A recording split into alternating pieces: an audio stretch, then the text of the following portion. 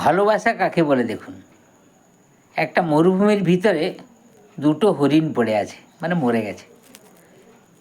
কাছে মরুদ্যানটা আছে, ওই জল আছে, খুব কম জল, ওইখানেই পড়ে আছে।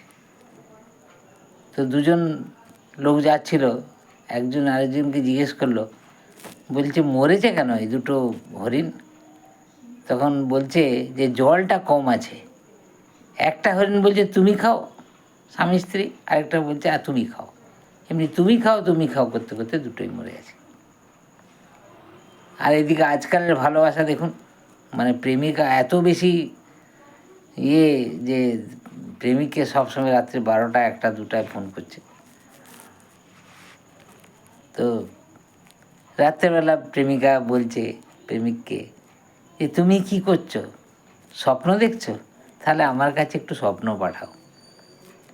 আবার কিছুক্ষণ পরে ফোন করছে যে তুমি কি করছো, আমাকে মনে করছো?